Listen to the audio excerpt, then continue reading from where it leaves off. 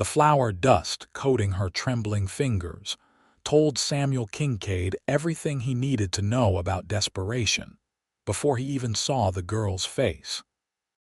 He had dismounted his horse outside Morrison's General Store in Portland, Oregon on that sweltering August afternoon in 1882. Boots hitting the wooden planks just as a flash of movement caught his eye through the shop window. A young woman, thin as a willow branch, was slipping 2 loaves of bread beneath her worn shawl with the kind of practiced efficiency that spoke of necessity rather than greed. Her eyes darted toward the shopkeeper's back, and Samuel watched her edge toward the door with her stolen cargo pressed against her ribs. He should have called out, should have alerted Morrison. Instead, something in the set of her jaw, the way her lips moved in what looked like a silent prayer, made him step aside as she hurried through the door. She nearly collided with his chest, gasping as she stumbled backward. Her eyes, green as spring grass after rain, went wide with terror. "Please," she whispered, and that single word carried the weight of 1,000 sorrows. "Please, I cannot go to jail. My sisters will starve." Samuel looked at her properly then. She could not have been more than 22 or 23 years old, with auburn hair escaping a threadbare bonnet and a dress that had been mended so many times. The original fabric was barely visible beneath the patches. Her cheekbones stood out too sharply, and her wrists looked like they might snap in a strong wind. But it was her eyes that held him, fierce and desperate and utterly unashamed of what she had done. "How many sisters?" he asked quietly. She blinked, clearly expecting accusation rather than inquiry. "3. The youngest is only 6 years old. Our parents died last winter of fever, and I cannot find work anywhere that pays enough to feed us all. I tried, truly I did, but no one will hire a woman without references, and we have no family here to vouch for us." Samuel glanced through the window at Morrison, who was still occupied with organizing his tobacco display. Then he looked back at the young woman whose fate currently rested in his hands. He had been a lawman once, years ago in Texas, before a bullet in the shoulder and a crisis of conscience had sent him northwest to start fresh as a horse breeder. He knew what happened to women who stole, even for the best of reasons. The judge in Portland was not known for his mercy. "Wait here," he told her, and before she could protest or flee, he walked into the store. Morrison looked up with a smile that showed the gap between his front teeth. "Samuel Kincaid, good to see you, friend. What brings you to town? Need supplies for that ranch of yours." "I need a basket," Samuel said, pulling coins from his pocket, "and fill it with whatever a family would need. Bread, flour, sugar, coffee, dried beans, salt pork, cornmeal, some potatoes if you have them fresh. Apples, too." Morrison's eyebrows rose toward his receding hairline. "That is quite a lot of food. You expecting company?" "Something like that." Samuel counted out bills, more than enough to cover the goods and then some. "And Morrison, check your inventory careful like when you get the chance. I think some bread might have walked out of here a few minutes ago." The shopkeeper's face darkened. "Did you see who took it? I will have the sheriff on them before sunset." "No need," Samuel said firmly, placing another few coins on the counter. "Consider this payment for the missing items. Times are hard for folks, and I would rather settle the debt than see someone punished for trying to feed their family." Morrison studied him for a long moment, then shrugged and pocketed the money. "You always were soft-hearted, Kincaid, but your money is as good as anyone's. Give me a few minutes to gather all this up." Samuel waited while Morrison filled a large wicker basket with provisions, covering it with a checkered cloth when it was full enough to feed a family for 2 weeks. He carried it outside to find the young woman still standing there, pressed against the building's wall like she was trying to disappear into the wood itself. "Take this," he said, holding out the basket. She stared at it as if he had offered her a rattlesnake. "I do not understand. It is food. For you and your sisters." He kept his voice gentle, the way he would when approaching a skittish horse. "Enough to last you a while, I expect. I cannot pay you." Her chin lifted with a pride that poverty had not yet stolen from her. "I will not accept charity." "Then consider it a loan." Samuel set the basket down at her feet. "Pay me back when you are able, or do not. But take it regardless, because those sisters of yours need to eat, and I am guessing you do too." She looked at him with those green eyes swimming in tears she refused to let fall. "Why would you do this? You do not even know my name." "Samuel Kincaid," he said, extending his hand. "And I figure if I am giving you a basket of food, we ought to be properly introduced." She hesitated only a moment before placing her small, work-roughened hand in his. "Charlotte Pierce. My sisters are Mary, Elizabeth, and little Anne. We live in a room above the laundry on 3rd Street. Well, Miss Charlotte Pierce, it is a pleasure to make your acquaintance." He released her hand, though something in him wanted to hold on longer. "I have a horse ranch about 5 miles west of town. If you ever need work, there is always washing and mending to be done, and I pay fair wages." Charlotte bent to pick up the basket, and he could see her hands shaking as she gripped the handle. "I will pay you back, Mr. Kincaid. Every cent. I swear it on my parents' graves." "I believe you," he said, and found that he meant it. She turned to leave, then paused and looked back at him. "Thank you. I do not have words enough to tell you what this means. My sisters, they have been so hungry, and I have felt so helpless watching them suffer. You have given me hope when I thought there was none left." Samuel watched her walk away, the basket heavy in her arms, and felt something shift in his chest. He had come to Portland that day to purchase breeding stock from a rancher passing through. Instead, he had found a young woman with green eyes and fierce determination who had stolen bread to feed her sisters, and he had given her not just food, but his name. He did not yet know that he had also given her his heart. 3 days later, Samuel was in the paddock working with a young mare when he heard a wagon approaching down the dusty road. He looked up to see Charlotte Pierce driving a borrowed cart, her hair tied back with a faded blue ribbon, and her dress showing fresh mending at the collar. Beside her sat 3 younger versions of herself, all auburn-haired and green-eyed, watching him with open curiosity. He wiped his hands on his trousers and walked over to meet them. "Miss Pierce, this is a surprise." "I brought my sisters to meet you," Charlotte said, climbing down from the wagon with more grace than her thin frame suggested she should possess. "Mary, Elizabeth, and this is Mr. Kincaid, the gentleman I told you about."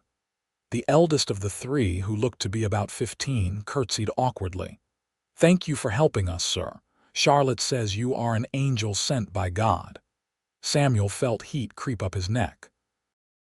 "I am just a man, Miss Mary, but I am glad I could help." The middle girl, perhaps 12, clutched a rag doll and studied him with solemn eyes. "Are you going to marry our sister? Mrs. Henderson at the boarding house says any man who gives a woman a basket of food is courting her." "Elizabeth." Charlotte's face flushed crimson. "That is entirely inappropriate. Mr. Kincaid was simply being kind." Samuel found himself smiling despite the awkward turn of conversation. "Your sister is right, Miss Elizabeth. Though I would not object to Miss Charlotte's company, should she be willing to share it." The youngest, little Anne, tugged on Charlotte's skirt. "Does that mean we can stay for a while? I want to see the horses." "We cannot impose on Mr. Kincaid's hospitality," Charlotte said firmly, though Samuel caught the longing in her glance toward his modest ranch house and well-kept barns. "We only came to return the basket and to inquire about the work you mentioned." "The basket was yours to keep," Samuel said. "But I meant what I said about the work. I have a bunkhouse that is sitting empty since my ranch hand moved on to California. You and your sisters could have it, plus wages for any work you are willing to do. I need someone to manage the household, do the washing and cooking and such. And if your sisters are able, there are always stalls to muck and eggs to collect. Charlotte's eyes widened. You would let all of us stay here, in exchange for work. The bunkhouse has 2 rooms and a good stove. It is clean and dry, and there is plenty of space for 4. Samuel had made the decision the moment he saw them climb down from the wagon, all thin and hopeful and clearly in need of stability. You would be doing me a favor, truthfully. I have been living on burned beans and stale bread for months now, and this place could use a woman's touch. Mary grabbed Charlotte's arm. Oh, please say yes. The room above the laundry is so small and it smells like lye soap all the time, and Mr. Ferguson, who runs it, keeps looking at you in a way that makes my skin crawl. Charlotte's jaw tightened at that revelation, and Samuel felt a flash of anger at this Ferguson character. Then it is settled, he said before she could argue. Help me move your things today and you can start tomorrow. Wages are $5 a week plus room and board. $5 is too much, Charlotte protested. The usual rate for housekeeping is 2. Then work extra hard and ease my conscience about overpaying. Samuel met her eyes steadily. Miss Pierce, I am not a rich man, but I earn enough to share.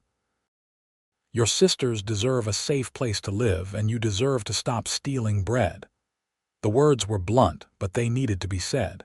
Charlotte's cheeks flushed again, but she nodded slowly.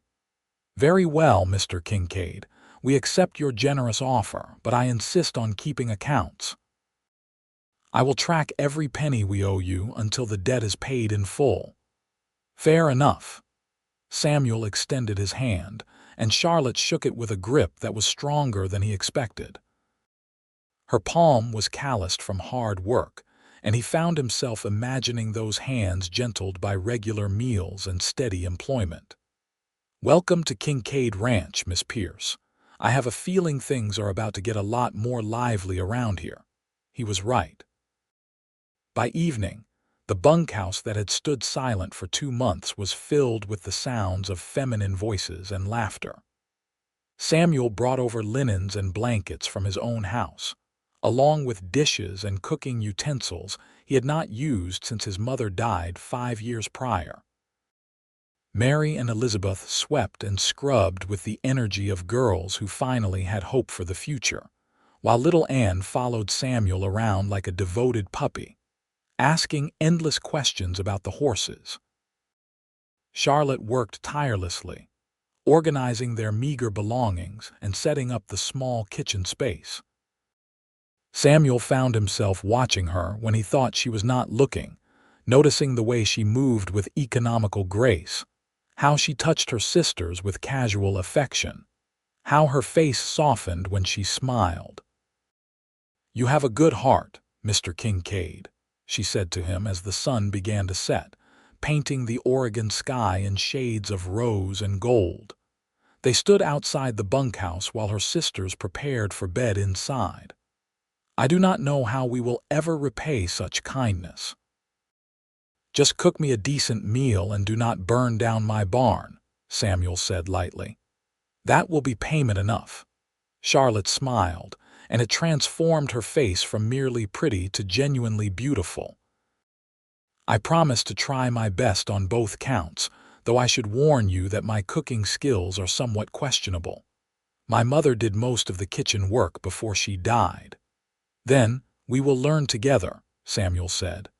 I am fairly terrible at it myself, so anything you manage will be an improvement. They stood in comfortable silence for a moment, and Samuel became acutely aware of how close she was standing, how the evening breeze carried the scent of her lavender soap. He wanted to ask her 1,000 questions about her life, her dreams, what had brought her family to Portland in the first place. But it seemed too soon, too forward, so instead he just said, "Good night, Miss Pierce. I hope you and your sisters sleep well." "Good night, Mr. Kincaid." She turned to go inside, then paused at the door. Samuel. It was the first time she had used his given name, and the sound of it on her lips sent warmth through his chest. "Yes, thank you for seeing me as more than a thief." Before he could respond, she slipped inside and closed the door. Samuel walked back to his own house with his mind full of auburn hair and green eyes, and a future he had not planned for but suddenly wanted with an intensity that surprised him. The next morning, he woke to the smell of coffee and frying bacon, and for a moment he thought he was dreaming. But no, smoke was indeed rising from his kitchen chimney, and when he pulled on his trousers and shirt and went to investigate, he found Charlotte at his stove, expertly managing 3 pans at once, while Mary set his table with plates and cutlery. "Good morning, Mr. Kincaid," Charlotte said brightly. "I hope you do not mind that we let ourselves in. You did say you wanted breakfast, and I thought it best to get an early start." "I do not mind at all," Samuel said, still marveling at the transformation of his usually lonely kitchen. "Though I expected you to take some time to settle in first. We Pierce women do not believe in wasting time." Charlotte slid eggs onto a plate and handed it to Mary, who carried it to the table. "Besides, we owe you wages worth of work, and I intend to earn every penny." The breakfast was simple but delicious: eggs cooked perfectly, bacon crispy, biscuits that were only slightly burned on the bottom. Samuel ate with more enthusiasm than he had shown for food in months, watched by Anne, who sat in the corner playing with her doll and occasionally stealing glances at him. "Where are Elizabeth and Mary going?" he asked, noticing the 2 middle sisters heading out the door with buckets. "To collect eggs and start on the washing," Charlotte said, pouring him more coffee. "I hope that is all right. I took inventory of what needs doing, and there is quite a bit of laundry piling up in your back room." Samuel winced. "I have been meaning to get to that. No need to apologize." "That is what you hired me for." Charlotte sat down across from him with her own cup of coffee, though he noticed she had not taken any food for herself. "I thought we might go through the house today and make a list of what supplies you need. From what I saw, you are running low on nearly everything." "Are you not going to eat?" Samuel pushed the plate of biscuits toward her. "You need to keep your strength up." "I already ate with the girls," Charlotte said, but her eyes lingered on the biscuits with unmistakable hunger. "Charlotte." He used her first name deliberately, and her gaze snapped to his. "When is the last time you had a full meal?" She looked away. "I eat enough." "That is not what I asked." Samuel stood and went to the stove, loading up another plate with eggs and bacon. He set it in front of her with enough firmness to brook no argument. "You take care of your sisters admirably, but someone needs to take care of you too. Eat. That is an order from your employer." Charlotte stared at the plate, then at him, and he saw her throat work as she swallowed hard. "You are very kind, Mr. Kincaid." "Samuel," he corrected gently. "If we are going to be living in close quarters and working together, we might as well use given names, unless it makes you uncomfortable." "Not at all." She picked up her fork with trembling fingers. "Then you must call me Charlotte." He watched her eat, noting how she savored each bite as if committing the taste to memory. It made him angry at the world that had forced such a young woman to go hungry while caring for 3 younger sisters. But it also filled him with determination to make sure none of them ever went hungry again. Over the following weeks, a routine developed. Charlotte and her sisters transformed the ranch from a bachelor's neglected property into a real home. Curtains appeared in windows, flowers bloomed in boxes Mary planted, and the smell of fresh bread became a daily occurrence. Elizabeth proved to have a gift with the horses, and Samuel often found her in the barn talking to them in a gentle voice while she brushed their coats to shining. Anne attached herself to Samuel completely, following him through his chores and chattering endlessly about everything and nothing. But it was Charlotte who occupied his thoughts most often. Charlotte, who sang while she worked and always made sure he had a hot meal waiting when he came in from the range. Charlotte, who sat on the porch in the evenings mending his shirts with tiny, precise stitches. Charlotte, whose rare smiles made his heart beat faster and whose presence had become as necessary to him as breathing. He knew he was falling in love with her. The realization came one evening in late September when he watched her dancing with Anne in the yard, teaching her little sister some steps their mother had taught her years ago. The setting sun caught the gold in her auburn hair, and her laughter rang out clear and joyful. And Samuel knew with perfect certainty that he wanted to hear that laugh every day for the rest of his life. But he also knew he had to move slowly. Charlotte was still skittish, still too proud to accept anything that smelled like charity. She kept meticulous records of her hours worked and wages earned, subtracting the cost of their room and board and setting aside every spare penny toward repaying him for that first basket of food. She treated him with respectful professionalism, always maintaining proper boundaries, never letting their growing friendship cross into territory that might be considered inappropriate. Samuel respected that, even as it frustrated him. He wanted to tell her how he felt, wanted to court her properly with flowers and walks and sweet words. But he was terrified of scaring her away, of making her think he had offered her work with ulterior motives. So he waited and hoped, and tried to show his feelings through actions rather than words. The opportunity came in early October, when Portland held its annual Harvest Festival. Samuel rarely attended such events, preferring the solitude of his ranch, but Mary and Elizabeth had been talking about it for weeks with the wistful longing of girls who rarely got to have fun. "Why do you not take them?" he suggested to Charlotte one morning over breakfast. "I can spare you all for a day, and it would do the girls good to enjoy themselves." Charlotte's face lit up, then immediately fell. "We have no money for festival treats. It would be torture for them to go and not be able to participate in anything." Samuel reached into his pocket and pulled out a $10 bill which he placed on the table between them. "Early wages. Buy them something nice." "Samuel, I cannot." "You can and you will." He covered her hand with his, feeling the calluses on her palm, the fragile bones beneath her skin. "Charlotte, when is the last time you did something just for enjoyment? When is the last time you let yourself be young?" She looked at their joined hands, and he saw color rise in her cheeks. "I am the oldest. I do not have the luxury of being young." "Everyone has that luxury if they choose to take it." Samuel squeezed her fingers gently before releasing them, afraid he had already overstepped. "Go to the festival. Take your sisters. Have fun. Consider it a gift from someone who cares about your happiness." The last words came out more intense than he had intended, and Charlotte's green eyes widened as they met his. For a moment, the air between them crackled with unspoken possibilities. Then Anne burst through the door demanding to know if the chickens had laid any blue eggs yet, and the moment passed.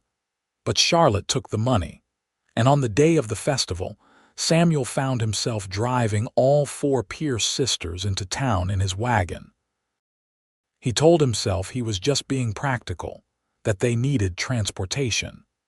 But truthfully, he wanted to spend the day with Charlotte, wanted to see her smile and laugh and forget her responsibilities for a few hours. Portland's Main Street had been decorated with orange and red banners, and booths lined both sides offering everything from candy apples to handmade quilts. Music filled the air from a makeshift stage where a fiddle player and a guitarist competed for attention. The smell of roasting meat and fresh pastries made Samuel's mouth water, and he saw Anne's eyes go wide with wonder at all the sights. Can we really buy anything we want? Elizabeth asked, clutching the money Charlotte had divided among them. Within reason, Charlotte said firmly. But yes, today you may each have a treat and perhaps a ribbon or some small trinket.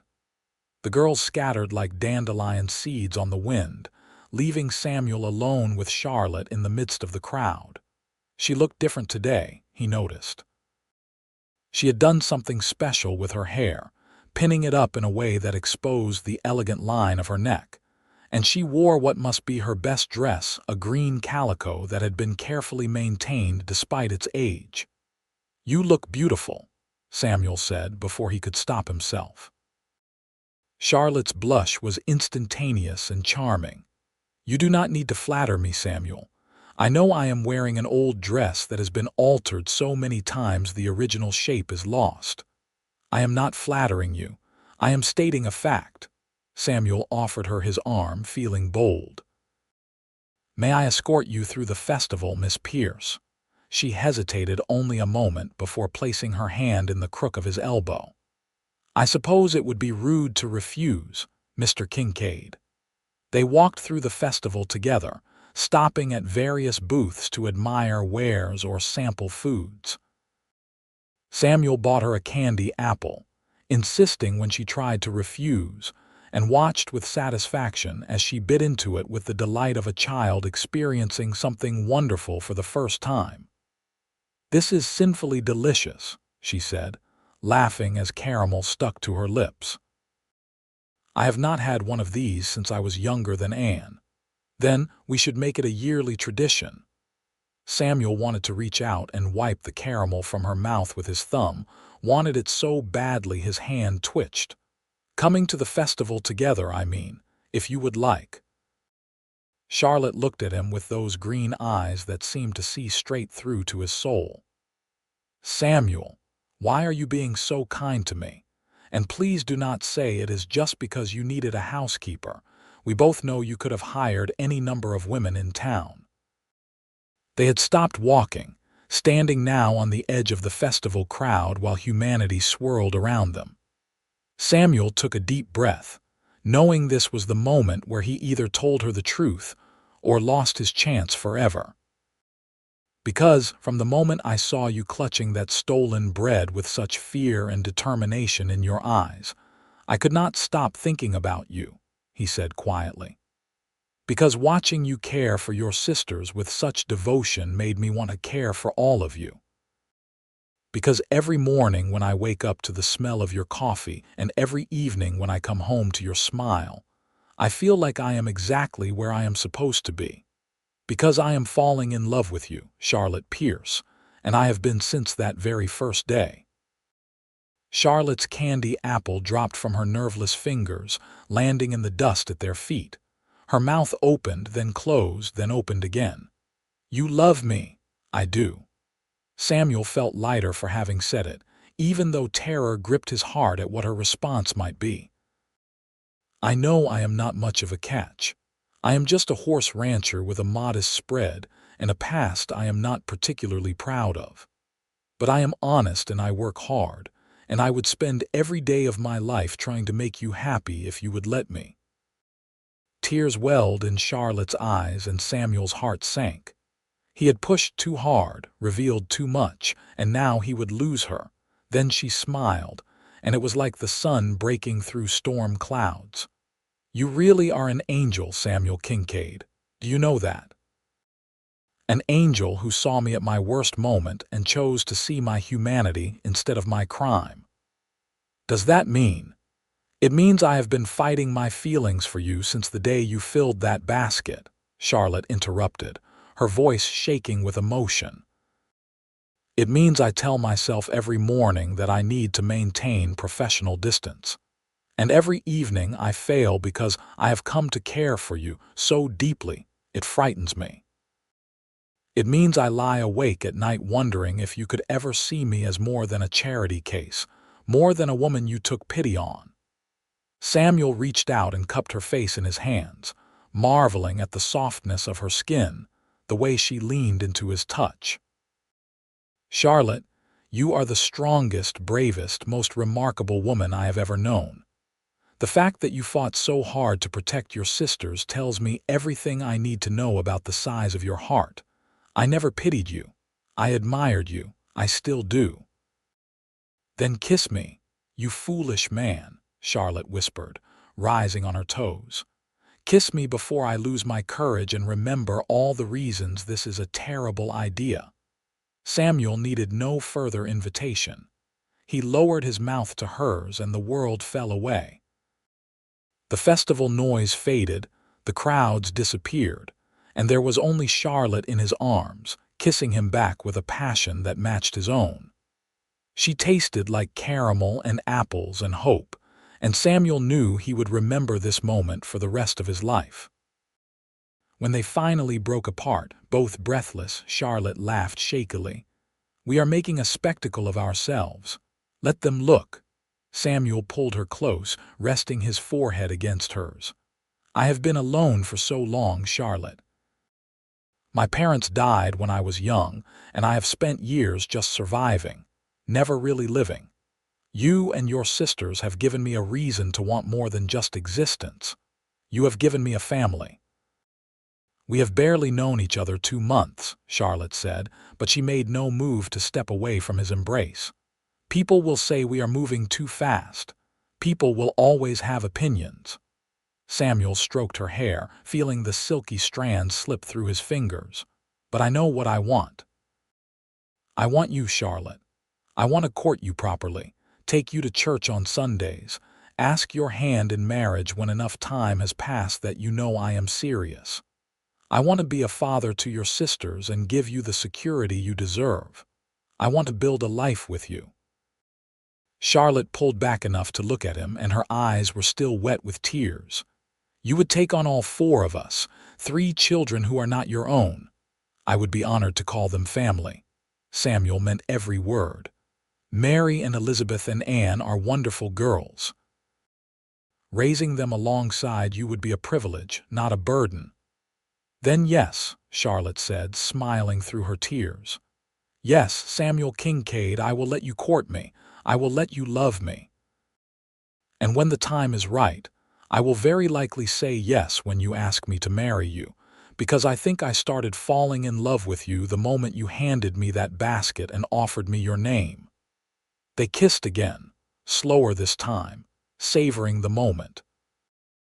Around them, the festival continued its cheerful chaos, but Samuel and Charlotte existed in their own perfect bubble of happiness. "Charlotte, Charlotte, look what I won." Anne's voice broke through their reverie, and they stepped apart just as the little girl came barreling toward them, clutching a small wooden horse. "The man at the ring toss said I had the best aim he had seen all day, and he gave me this prize. Is it not wonderful?" "It is very wonderful, sweetheart." Charlotte bent down to admire Anne's treasure, and Samuel's heart swelled watching her natural affection with her youngest sister. "Why do you not go show Mary and Elizabeth? I am sure they will want to see it." Anne scampered off, and Charlotte straightened to find Samuel watching her with undisguised adoration. "What? Nothing," he said, unable to stop smiling. "Just thinking about how blessed I am." "We are both blessed," Charlotte corrected, taking his hand. "Now come on. I promised the girls we could watch the horse races, and I do not want to miss them." They spent the rest of the day together, sometimes with the girls and sometimes alone, learning each other in the way new lovers do. Samuel discovered that Charlotte had a surprisingly sharp wit and loved to laugh, that she had dreamed of being a teacher before her parents died, that she was fiercely intelligent and read every book she could get her hands on. Charlotte learned that Samuel had been a Texas Ranger before moving to Oregon, that he had a scar on his shoulder from taking a bullet meant for his partner, that he played the harmonica, but only when he thought no one was listening. By the time they returned to the ranch that evening, with 3 exhausted girls dozing in the back of the wagon, Samuel felt like he knew Charlotte in a way that went beyond mere facts. He knew the cadence of her laughter, The way she worried her bottom lip when she was thinking, the gentle way she touched his arm when she wanted his attention. He knew he was falling deeper in love with every passing moment, and the feeling was both exhilarating and terrifying. He helped carry Anne into the bunkhouse, laying the sleeping child on her bed while Charlotte tucked her in. Mary and Elizabeth stumbled to their own beds, murmuring sleepy goodnights before collapsing into slumber. Outside, under a sky brilliant with stars, Samuel walked Charlotte to the door of the bunkhouse. "Thank you for today," she said softly. "It was the best day I have had in longer than I can remember. The first of many, I hope." Samuel took both her hands in his, bringing them to his lips. "Sleep well, Charlotte. Dream of me." "Always," she promised, and the word was a vow. The courtship that followed was the sweetest time of Samuel's life. He had never been one for romance, had always been too practical, too focused on survival to indulge in softer emotions. But with Charlotte, everything was different. He found himself picking wildflowers on his way back from checking the fence lines, just so he could see her face light up when he presented them to her. He started playing his harmonica in the evenings, teaching her simple tunes while her sisters danced in the yard. He read to Anne before bed, helped Elizabeth with her horse training, and discussed books with Mary, who shared her eldest sister's love of reading. Charlotte bloomed under his attention like a flower finally given water. She laughed more, worried less, and let herself simply be young for the first time in years.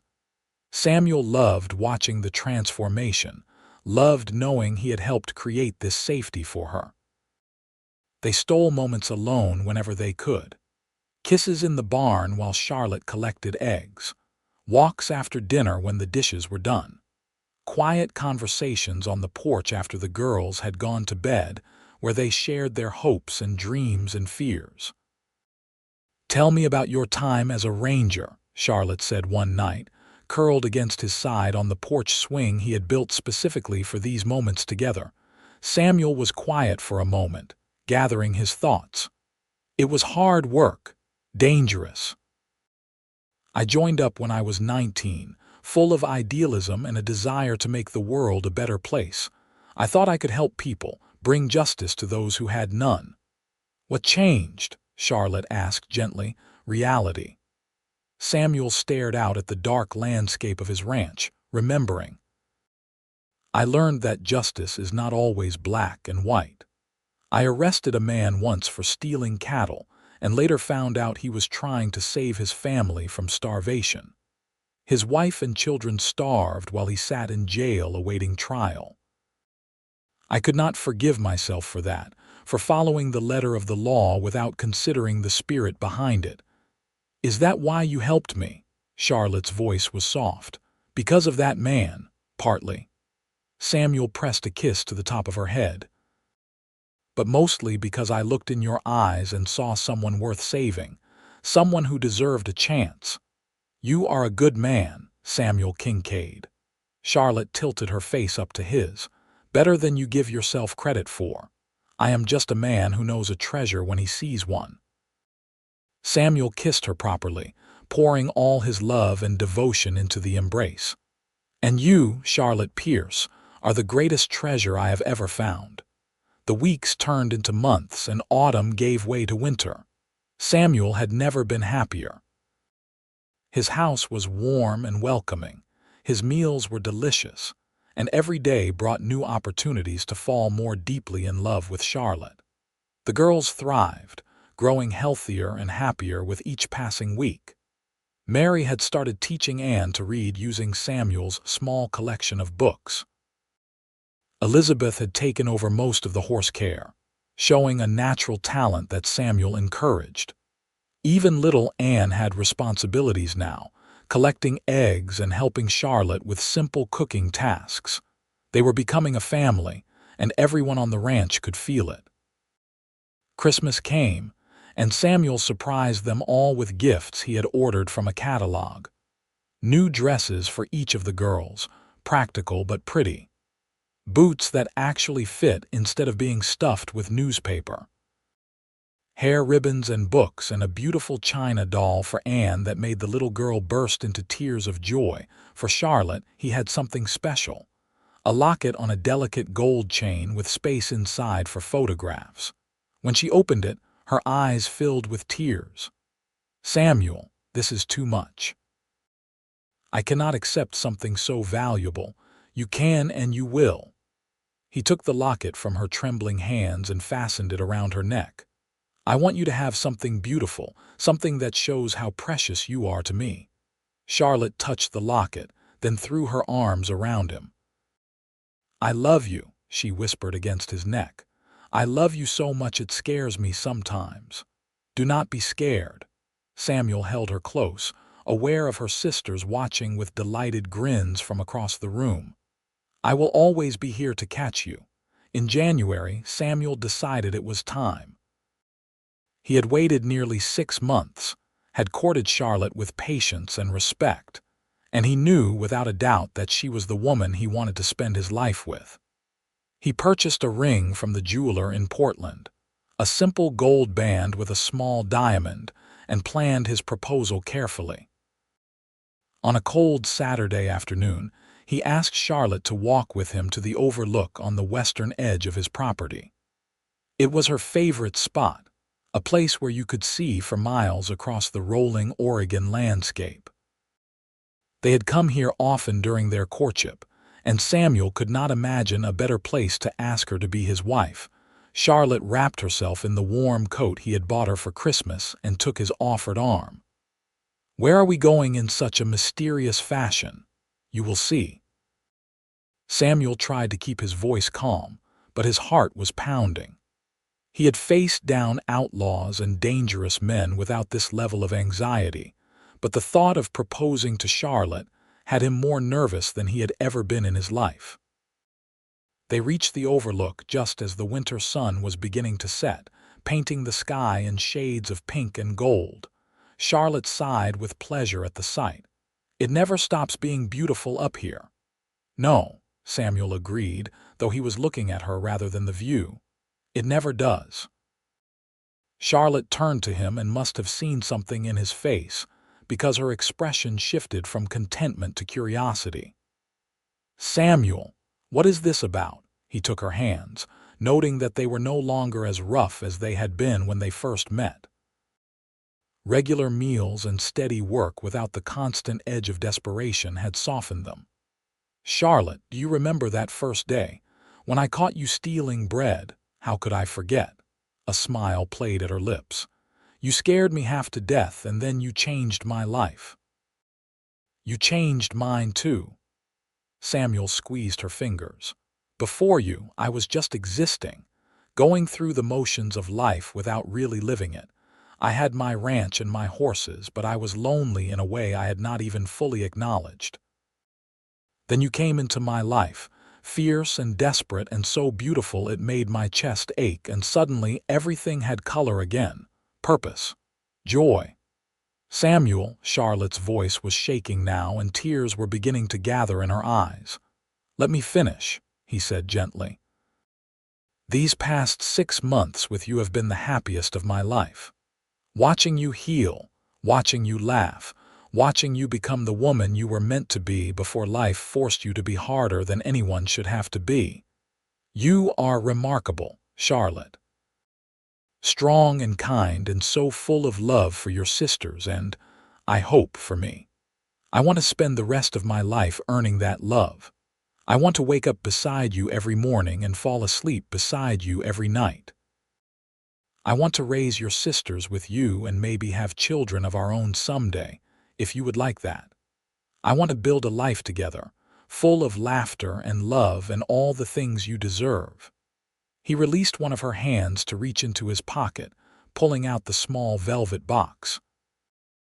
When he opened it, Charlotte gasped at the sight of the ring. "Charlotte Pierce, will you marry me? Will you be my wife, my partner, my love for all the days we have left on this earth?" The tears were flowing freely down Charlotte's cheeks now. "Yes," she breathed. "Yes, Samuel, yes. 1,000 times yes." Samuel slipped the ring onto her finger with hands that shook slightly, then pulled her into his arms and kissed her deeply. Charlotte kissed him back with a passion that left them both breathless, her arms tight around his neck, her body pressed against his. "I love you," she said when they finally broke apart. "I love you so much, Samuel. You saved me. You saved all of us. You saved me right back." Samuel rested his forehead against hers. "You gave me a reason to be better, to want more. You made me believe in love again." They stood there on the overlook as the sun set, holding each other and planning their future. Charlotte wanted to be married in the spring, she said, when the wildflowers were blooming. She wanted her sisters to be part of the ceremony, wanted it to be a celebration of the family they had become. Samuel agreed to everything, would have agreed to anything as long as it meant making Charlotte his wife. When they returned to the ranch, hand in hand with Charlotte's ring glinting in the fading light, Mary let out a shriek of excitement that brought Elizabeth and Anne running. "You are getting married," Mary exclaimed, grabbing Charlotte's hand to examine the ring. "I knew it. I told Elizabeth just yesterday that Mr. Kincaid was going to propose soon. Does this mean we get to stay here forever?" Anne asked, climbing into Samuel's arms with the confidence of a child who knew she would be caught. "Does this mean you will be our brother?" "Better than that," Samuel said, settling her on his hip. "It means I get to be your family. Not a brother, but maybe something like a father if you would like that, if it is all right with all of you." Elizabeth, who had been quiet until now, stepped forward with her serious eyes. "Will you take care of Charlotte? Promise you will always keep her safe and happy." "I promise," Samuel said solemnly, understanding that this was an important moment. "I will spend every day of my life working to make your sister happy and keeping all of you safe. You have my word." Elizabeth studied him for a long moment, then nodded. "Then I am glad you are marrying her. Charlotte deserves to be happy, and you make her smile in a way I have not seen since before our parents died." Charlotte pulled Elizabeth into a hug, and then Mary joined, and then Anne scrambled down from Samuel's arms to be part of the embrace. Samuel watched his soon-to-be family holding each other and felt his heart might burst from happiness. That night, after the girls had gone to bed still chattering excitedly about wedding plans, Samuel and Charlotte sat together on the porch. Charlotte leaned against him, playing with her new ring, turning it so it caught the moonlight. "Are you scared?" she asked quietly. "About taking on a wife and 3 children all at once?" "Terrified," Samuel admitted, "but also more certain than I have ever been about anything. You are my future, Charlotte. You and Mary and Elizabeth and Anne. Nothing has ever felt more right." "I never thought I would get this," Charlotte said, her voice thick with emotion. "After my parents died, I thought my life was over before it really began. I thought I would spend my years working myself to death trying to keep my sisters fed and clothed, and then maybe one day I would be too old and tired to be of use to anyone. I never imagined someone like you existed, someone who would see past my desperation to the woman underneath." "I am the lucky one," Samuel insisted. "You could have had any man in Portland, Charlotte. You are beautiful and smart and capable. You chose me, and I will never take that gift for granted." They sat in comfortable silence for a while, listening to the night sounds of the ranch. Finally, Charlotte stirred. "I should go to bed. We have church in the morning, and I want to look my best when we announce our engagement." "Must you go?" Samuel pulled her closer. "I could sit here with you all night. We will have a lifetime of nights together soon enough." Charlotte stood, then bent to kiss him one more time. "Good night, my love. Dream of me." "Always," Samuel echoed her words from months ago and watched her walk back to the bunkhouse with a smile on his face. The winter months passed in a flurry of wedding preparations. Charlotte sewed her own dress, a simple but elegant creation in cream-colored fabric that Samuel had purchased from the finest dry goods store in Portland. Mary and Elizabeth would wear matching dresses in pale blue, while Anne was beside herself with excitement about being a flower girl. Samuel's ranch became a gathering place for Charlotte's few friends from town and the neighbors who had come to know and respect the Pierce sisters. Everyone was genuinely happy for the couple, charmed by the love story of the cowboy who had filled a basket for a desperate young woman and ended up giving her his heart. The ceremony was planned for the first Saturday in April, to be held at the small church in Portland with a celebration afterward at the ranch. Samuel had spent weeks preparing, building additional tables and benches, cleaning every inch of his property until it shone. He wanted everything to be perfect for Charlotte, wanted her to have the wedding she deserved. On the morning of his wedding day, Samuel woke before dawn with his stomach in knots. He dressed in his finest clothes, a new suit he had bought specifically for the occasion, and tried to calm his racing heart. It was not doubt making him nervous, but rather the overwhelming significance of what he was about to do. Today, he would pledge his life to Charlotte's. Today, they would become a family in the eyes of God and the law. At the church, he stood at the altar with his friend and neighbor Marcus standing as his witness. The small building filled with guests, and then the music began. First came Anne, scattering flower petals with solemn concentration.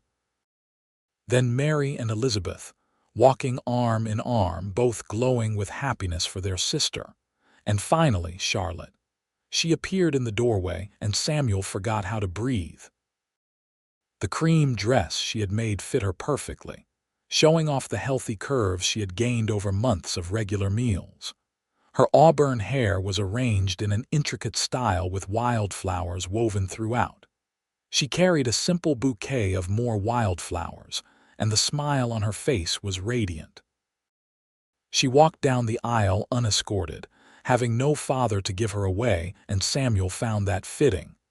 Charlotte had always been her own person, forging her own path. She was not being given to him by another man. She was choosing him, freely and completely. When she reached the altar, Samuel took her hands and leaned close. "You are the most beautiful thing I have ever seen. And you are overdressed," Charlotte whispered back with a small smile. "I am more used to seeing you in work clothes covered in dust." They both had to suppress laughter, earning a stern look from the minister. But then the ceremony began in earnest, and Samuel spoke his vows with a voice that shook with emotion. "I, Samuel Kincaid, take you, Charlotte Pierce, to be my lawfully wedded wife. I promise to love you, honor you, protect you, and cherish you for all the days of my life. I promise to be a father to your sisters, to build a home where love and laughter live, to work every day to be worthy of the gift you have given me by choosing to be mine. In sickness and in health, in prosperity and hardship, for better or worse, until death parts us." Charlotte's vows were equally heartfelt, her voice breaking as she promised to love him, to stand beside him, to build a life together. When the minister finally pronounced them husband and wife, Samuel kissed Charlotte with all the love in his heart, and the small church erupted in applause. The celebration at the ranch lasted into the evening. Tables groaned under the weight of food that neighbors had contributed, and someone had brought a fiddle for dancing. Samuel danced with Charlotte, with each of her sisters, and then with Charlotte again because he could not bear to be parted from her for long. As the sun began to set and guests started to depart, Mary gathered her younger sisters. "We are going to sleep in the main house tonight," she announced with the air of someone who had planned this carefully. "Elizabeth and Anne and I think the newlyweds should have the bunkhouse to themselves." Samuel met Charlotte's eyes and saw her blush spread from her cheeks down her neck. They had been proper throughout their entire courtship, never crossing boundaries that would have been inappropriate. But tonight they were married. Tonight, everything would change. After the last guest had left, and the girls had settled into the main house with much giggling and whispering, Samuel walked Charlotte to what was now their home. The bunkhouse had been transformed, he saw. Mary must have decorated it while they were at the church, because there were flowers everywhere and candles burning on every surface. "Your sisters are quite the romantics," Samuel observed, closing the door behind them. "They want me to be happy." Charlotte set down her bouquet with trembling hands. "They know how much you mean to me." "Are you nervous?" Samuel crossed to her, taking her hands in his. "Because we do not have to do anything tonight if you are not ready. We have all the time in the world." Charlotte looked up at him, her green eyes luminous in the candlelight. "I am nervous," she admitted, "but also ready. I love you, Samuel. I want to be your wife in every way." Samuel cupped her face in his hands, stroking her cheeks with his thumbs. "I love you too. More than I thought it was possible to love another person. You are my everything, Charlotte Kincaid." The sound of her new name on his lips made Charlotte smile. "Say it again." "Charlotte Kincaid," Samuel repeated, kissing her forehead. "Mrs. Samuel Kincaid." He kissed her nose. "My wife." He kissed her lips, slow and deep and full of promise. They spent their wedding night learning each other in the ways that married people do, discovering that physical love could be as tender and beautiful as the emotional connection they had already built. Samuel was gentle with Charlotte, patient and caring, and she responded with a passion that matched his own. They loved each other through the night, and when they finally fell asleep in each other's arms as dawn approached, Samuel knew he had never been happier. The first year of marriage was an adjustment, but a joyful one. Charlotte moved her belongings into Samuel's room in the main house, though the bunkhouse remained as a space for the girls. They all ate meals together, worked together, and slowly became the family Samuel had always dreamed of having.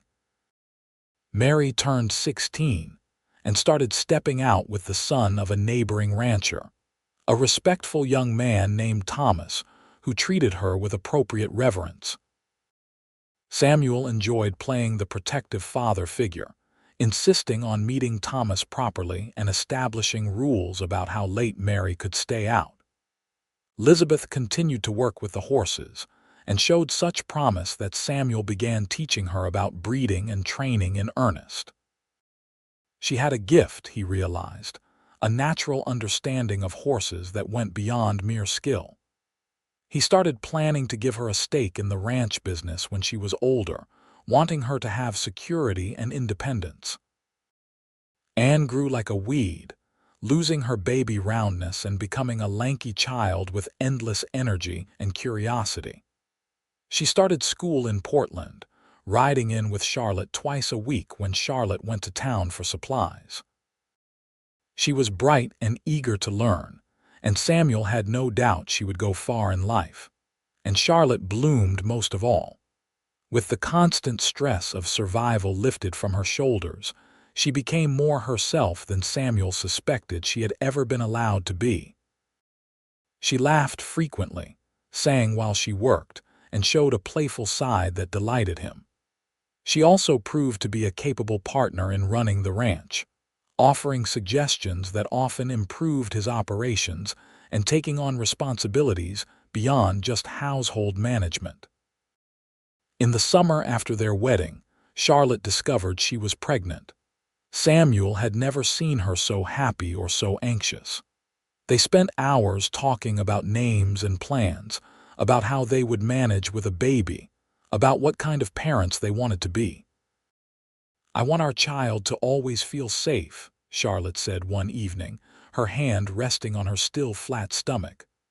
"I want them to never know the fear of going hungry or not having a home." "They will not," Samuel promised, his own hand covering hers.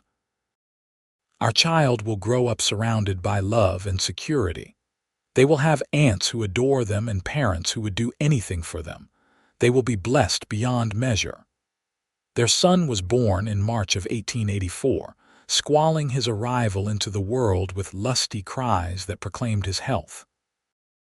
Samuel held his son for the first time and felt tears stream down his face.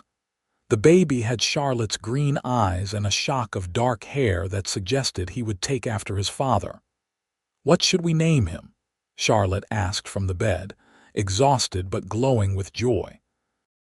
They had discussed names endlessly but had never quite decided. Now, looking at his son's perfect face, Samuel knew exactly what felt right. "Matthew, after my father, Matthew Kincaid." "Matthew," Charlotte repeated, smiling. "Yes, that is perfect." The girls were enchanted with baby Matthew, taking turns holding him and helping Charlotte with his care. Anne was particularly smitten, treating the baby like her own living doll and appointing herself his primary protector. Life settled into a new rhythm with a baby in the house. Sleepless nights and endless feedings became the norm, but Samuel had never been happier. He loved watching Charlotte mother their son, loved the softness in her eyes when she nursed him, loved the way she sang lullabies in that sweet voice of hers. 2 years later, Charlotte gave birth to a daughter they named Grace. She had Samuel's dark hair but Charlotte's delicate features, and she was a calm, peaceful baby who rarely cried. Matthew adored his little sister, though he was sometimes jealous of the attention she received. By this time, Mary had married her Thomas and moved to his family's ranch 10 miles away. Elizabeth, at 17, was running most of the horse operation herself with Samuel overseeing. Anne was 12 and doing well in school, talking about becoming a teacher someday like Charlotte had once dreamed of being. The ranch prospered under Samuel and Charlotte's joint management. They expanded the horse breeding program, added cattle, and purchased additional land. Money was no longer a worry, though neither of them ever forgot what it was like to struggle. They were generous with their community, often helping families who found themselves in difficult circumstances. "You remember that first basket?" Charlotte asked one evening as they sat on their porch watching Matthew and Grace play in the yard. "The one you filled for me when you caught me stealing. How could I forget?" Samuel pulled her closer against his side. "That was the day my life truly began." "I think about it sometimes," Charlotte mused. "About what would have happened if you had turned me in to the sheriff instead. I would have gone to jail, and my sisters would have been split up and sent to different homes. Our whole lives would have been ruined." "But I did not turn you in," Samuel reminded her. "I saw a young woman doing what she had to do to survive, and I wanted to help. That is all." "That is everything," Charlotte corrected. "You gave me hope when I had none. You gave me love when I thought I would never deserve it.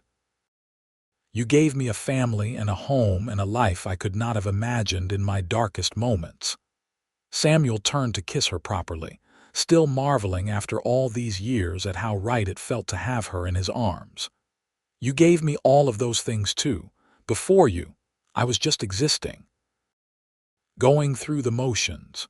You brought color and joy and purpose to my life." "We saved each other," Charlotte said softly. "Is that not the most romantic thing?" "The most romantic thing is that I still fall in love with you more every day," Samuel countered. "After years of marriage and 2 children and all the mundane realities of life together, I still catch myself staring at you and thinking how impossibly lucky I am." Charlotte's eyes filled with happy tears. "You are going to make me cry, and I have too much to do today for tears." "Then I will stop being romantic and help you with your chores," Samuel offered, though he made no move to stand. "In a minute. Let me just hold you a bit longer." They sat together as the sun climbed higher, watching their children play and listening to the sounds of their thriving ranch. Elizabeth was in the paddock working with a young stallion, her voice carrying on the breeze as she spoke gentle encouragement. Somewhere in the barn, Anne was singing while she fed the chickens, her young voice sweet and true. This was what happiness looked like, Samuel thought. Not some grand adventure or dramatic moment, but this quiet contentment. This deep satisfaction of being exactly where you were meant to be with the people you loved most in the world. The years continued to pass, marked by the usual milestones of family life. Elizabeth eventually married a horse trader from California and stayed on at the ranch to continue her work with the horses. Anne did become a teacher, taking a position at the Portland school and boarding with Mary and Thomas during the week while spending weekends at the ranch. Samuel and Charlotte had one more child, another daughter they named Caroline after Charlotte's mother.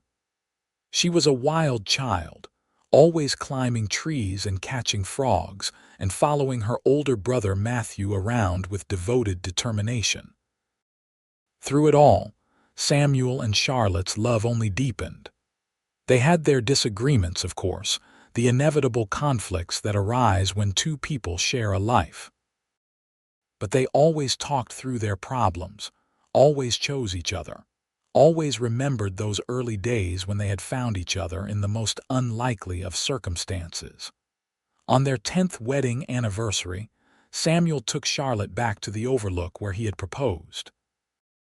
The wildflowers were blooming, just as they had been on their wedding day, and the view was as spectacular as ever. 10 years, Charlotte marveled, leaning against him. Sometimes it feels like we have been together forever, and sometimes it feels like we just met yesterday. I know what you mean. Samuel wrapped his arms around her waist, resting his chin on her shoulder. But whether it feels long or short, every moment with you has been a gift. Even the hard moments, Charlotte teased. When I burned dinner, or when the children were sick, or when we argued about whether to buy that expensive breeding mare. Especially those moments, Samuel said seriously. Because they prove that what we have is real. It is not some fairy tale where everything is perfect. It is real life, with real challenges, and we face them together. That is worth more than any fantasy. Charlotte turned in his arms to face him. I love you, Samuel Kincaid. Thank you for filling that basket all those years ago. Thank you for seeing me when I felt invisible. Thank you for loving me and my sisters and building this beautiful life with me. Thank you for stealing that bread, Samuel replied with a grin. If you had not been desperate enough to resort to thievery, I never would have met you. I suppose we should thank Morrison's General Store for having poorly secured merchandise, Charlotte laughed. I will send them a thank you note, Samuel promised solemnly, then kissed his wife with all the love in his heart. They stood there on the overlook, two people who had found each other in the most unexpected way, holding tight to the love they had built through years of devotion and partnership. The wildflowers bloomed around them, the Oregon landscape stretched endlessly before them, and somewhere in the distance, their children were growing into remarkable people who would carry forward the legacy of love and kindness their parents had taught them. As Samuel and Charlotte made their way back to the ranch that evening, hand in hand like young lovers despite the passage of years, Samuel reflected on the strange and wonderful path his life had taken. He had been a Texas Ranger, a lonely bachelor, a man who thought he was content with solitude. Then one August afternoon, he had caught a young woman stealing bread, and everything had changed. He had filled a basket for her. He had offered his name, and in return she had given him everything that mattered: love, family, purpose, and joy. It was, Samuel thought as Charlotte laughed at something he said and squeezed his hand, the best trade he had ever made. The years continued to roll by with the steady rhythm of seasons. Matthew grew into a fine young man who shared his father's love of horses and his mother's compassionate heart. Grace became a talented seamstress who eventually opened her own shop in Portland, creating beautiful garments for the wealthy families of the growing city. Caroline married a lawyer and moved to Seattle, though she visited often with her children in tow. Elizabeth's horse breeding program became renowned throughout Oregon, with buyers coming from as far as California and Montana to purchase her specially trained animals. She and her husband had 4 children who all shared her gift with horses, ensuring the legacy would continue for generations. Anne taught school for 5 years before marrying a minister and moving to a small town in eastern Oregon. She wrote letters faithfully, filling pages with stories of her students and her own growing family. Mary and Thomas had 6 children and took over his family's ranch when his parents retired. She remained close to Charlotte, visiting weekly and bringing grandchildren for Charlotte and Samuel to spoil. Through it all, through the joys and sorrows, the triumphs and challenges, Samuel and Charlotte remained devoted to each other. They weathered illnesses and financial setbacks together. They celebrated births and mourned losses together. They grew older together, silver threading through hair that had once been dark or auburn, lines deepening around eyes that still sparkled with love when they looked at each other. On Samuel's 50th birthday, Charlotte organized a celebration that brought together their entire extended family. Children and grandchildren filled the ranch house and spilled out into the yard. 3 generations of people who existed because a cowboy had once shown mercy to a desperate young woman. That evening, after the guests had gone home and the house was finally quiet, Samuel and Charlotte sat on their porch as they had done countless times over the years. Charlotte's head rested on Samuel's shoulder and his arm was around her waist, and they watched the sun set over their land in comfortable silence. "You have any regrets?" Charlotte asked quietly. "About how your life turned out?" "Not a single one," Samuel answered immediately. "Why do you ask?" "I just think sometimes about all the things that had to happen for us to meet," Charlotte explained. "My parents dying, me being so desperate I resorted to stealing, you happening to be at that exact store at that exact moment. So many terrible things had to occur for us to find each other.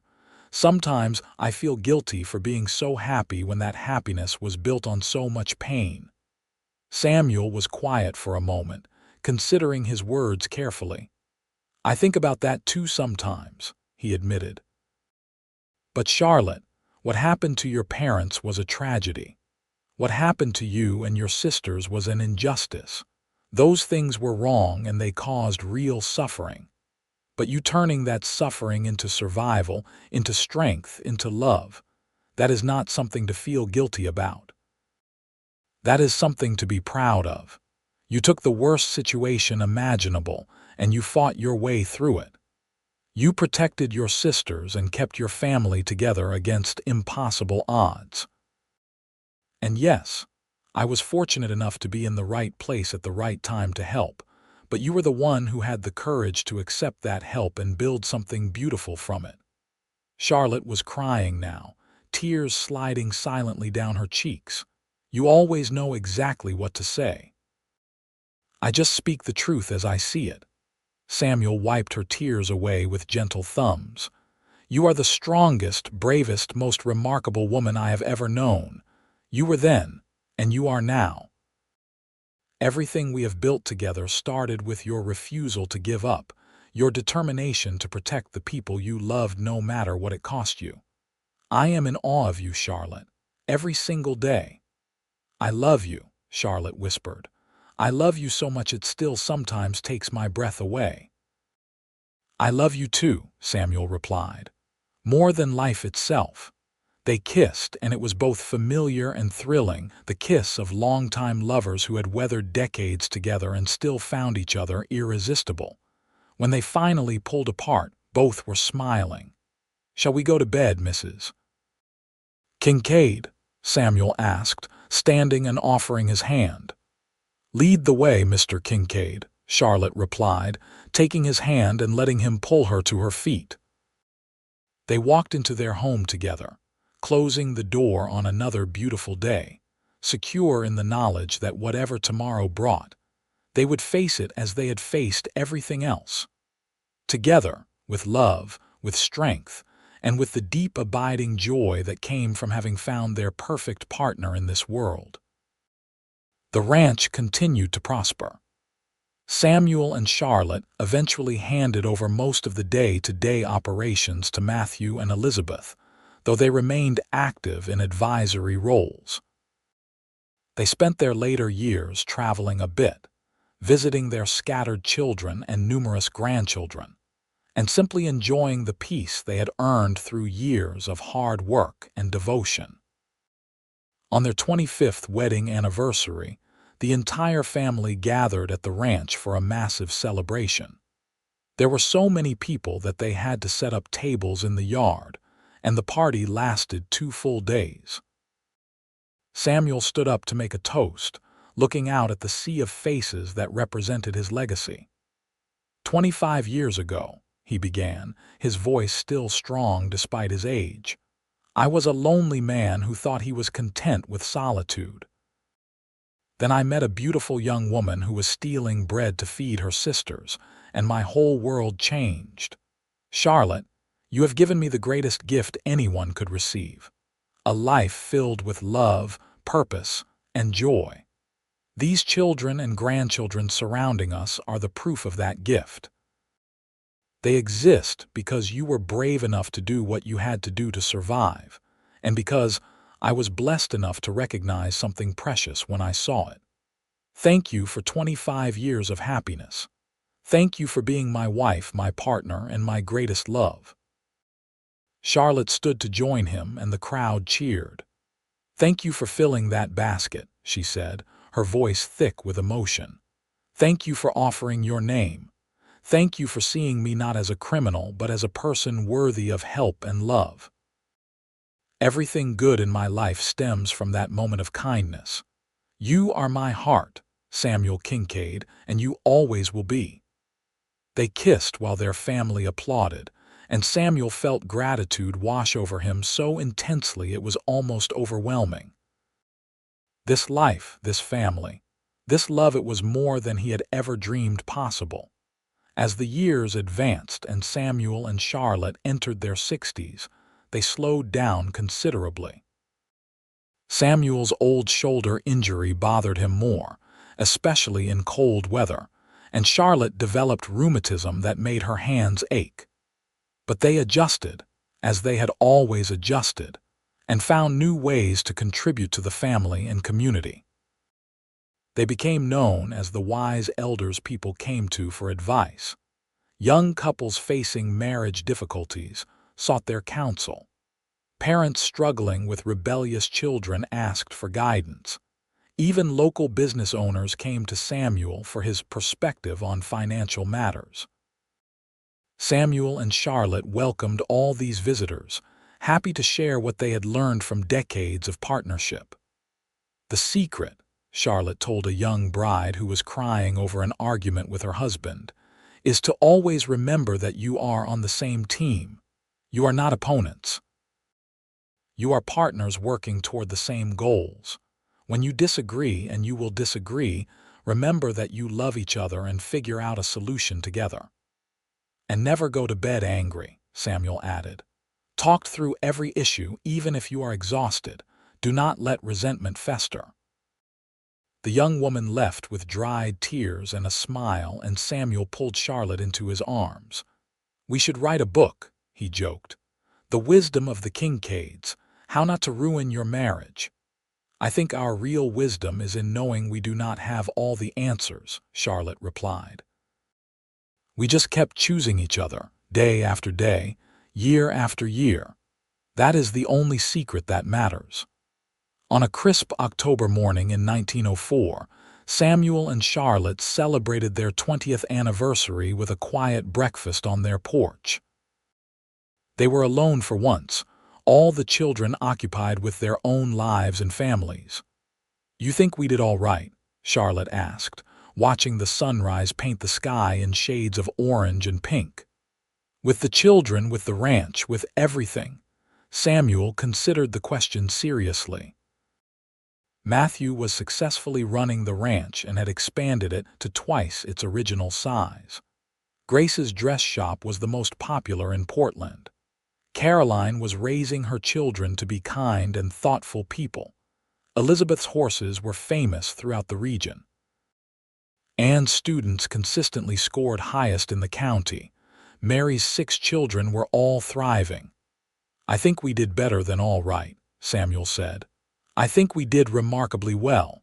But more importantly, I think we built something real and lasting.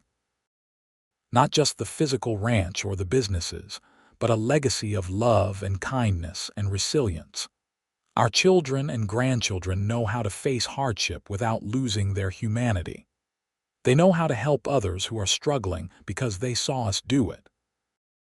They know what real love looks like because they watched us live it every day. That is worth more than any amount of money or success." Charlotte leaned her head on his shoulder with a contented sigh. "You are right, as usual, though I hope you will not let it go to your head. After decades of marriage to you, my dear, I have learned never to let anything go to my head," Samuel said dryly. "You have kept me humble and grateful, and I love you for it." They sat together as the sun rose fully, starting another day, another year, another chapter in the long and beautiful story they had written together. Samuel's health began to decline in his late 60s. The old bullet wound in his shoulder developed complications, and his heart was not as strong as it once had been. The doctor told Charlotte privately that Samuel likely had only a year or 2 left, and she should prepare herself. Charlotte refused to waste whatever time they had left on grief. Instead, she made sure every day counted. They took walks around the ranch every morning, even when Samuel struggled to make it all the way. They sat on the porch for hours, holding hands and reminiscing about their life together. They made sure to tell each child and grandchild how much they were loved. Samuel knew what Charlotte was doing, and he loved her all the more for it. She was giving him the gift of a good ending, making sure he left this world surrounded by love and beauty rather than fear and sorrow. On a spring morning in 1906, with wildflowers blooming across the Oregon landscape and birds singing in the trees, Samuel woke feeling weaker than usual. He knew, with the certainty that comes at the end, that this would be his last day.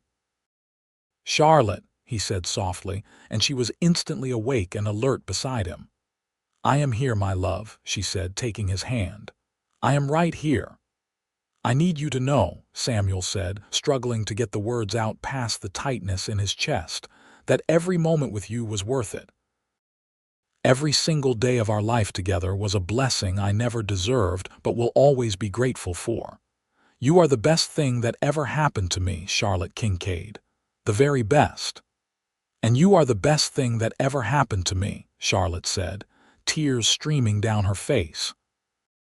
"You saved me, Samuel. You saw me when I felt invisible. You loved me when I thought I was unlovable. You gave me everything." "We gave each other everything," Samuel corrected gently. He reached up with his free hand to touch her face, memorizing every beloved feature. "Thank you for stealing that bread all those years ago. Thank you for giving me a reason to be better. Thank you for letting me love you. Always," Charlotte whispered, leaning down to kiss him. "I love you, Samuel Kincaid. I will love you forever." "Forever," Samuel agreed and closed his eyes with a smile on his face. He died peacefully that afternoon, surrounded by Charlotte and their children. His last words were, "What a beautiful life," and Charlotte knew he meant it. The funeral was enormous, with people coming from all over Oregon to pay their respects. Samuel had been known throughout the region as a fair man, an honest businessman, and a devoted family man. But the tributes that meant the most came from the people he had helped over the years, families he had given work to when they were desperate, neighbors he had assisted through hard times, young people he had mentored and guided. "Your husband was a good man," an elderly woman told Charlotte at the reception after the funeral. "He helped my family 30 years ago when we were about to lose our farm. never asked for anything in return, just helped because it was the right thing to do. We never forgot his kindness. Charlotte heard story after story like this, each one revealing another facet of the man she had loved. Samuel had touched so many lives with his quiet generosity, his willingness to see the humanity in people who were struggling. He had lived the values he had shown her that first day when he filled a basket instead of turning her in to the sheriff. In the days and weeks after Samuel's death, Charlotte grieved deeply, but she also found comfort in the legacy they had built together. Their children and grandchildren were thriving. The ranch continued to prosper under Matthew's management. Elizabeth's horses were carrying on the tradition of quality Samuel had established. Every life they had touched together was a testament to the love they had shared. Charlotte lived another 15 years, dying peacefully in her sleep at the age of 82. She spent those years being a beloved grandmother and great-grandmother, continuing to offer wisdom and love to her extended family. She never remarried, often saying that she had been blessed with the love of her life and did not need another. She was buried beside Samuel on the hillside overlook where he had proposed all those years ago. Their tombstones were simple but meaningful. Samuel Kincaid, 1833–1906, beloved husband, father, and friend. He saw the best in everyone. Charlotte Pierce Kincaid, 1840–1921, beloved wife, mother, and matriarch. She turned hardship into hope between the graves. Their descendants planted wildflowers that bloomed every spring, a living reminder of the love story that had started with a desperate act of theft and a cowboy's compassion. The story was passed down through generations, the tale of how Samuel had caught Charlotte stealing bread, filled a basket instead of pressing charges, and offered his name along with his heart. And always, when the story was told, the listeners would marvel at the simple truth it illustrated. That sometimes the smallest acts of kindness can change everything, that love can bloom in the most unexpected circumstances, and that two people who choose each other every single day can build something beautiful that lasts far beyond their own lives. The Kincaid Ranch continued for generations, each new owner committed to maintaining the values Samuel and Charlotte had established. The family remained close, gathering annually at the ranch for celebrations that honored their remarkable ancestors. And whenever someone in the family faced hardship, they remembered the story of Charlotte's desperation and Samuel's compassion, and they extended the same kindness to others that had changed their family's entire trajectory. In the town of Portland, the story became legend, the tale of the cowboy who had found a woman stealing bread, filled a basket for her, and offered his name. It was told to children as an example of the power of mercy, to young lovers as proof that true love exists, to anyone struggling as evidence that kindness can transform lives. And somewhere in the Oregon wildflowers, in the wind that swept across the ranch lands, in the blood of descendants who carried both Samuel's integrity and Charlotte's fierce determination, the love story lived on. A testament to two people who had found each other against all odds, built a life together through devotion and partnership, and left behind a legacy of love that would endure for generations to come. It had started with stolen bread and ended with an empire of love. It had begun with desperation and transformed into hope. It was the story of how one moment of compassion had rippled outward, changing not just two lives but countless others in ways both large and small. It was, quite simply, a beautiful love story born in the Wild West, built on kindness, and sustained through the most powerful force in the universe. Two people choosing each other, again and again and again, until their last breaths and beyond, into legacy and legend and love that never truly dies.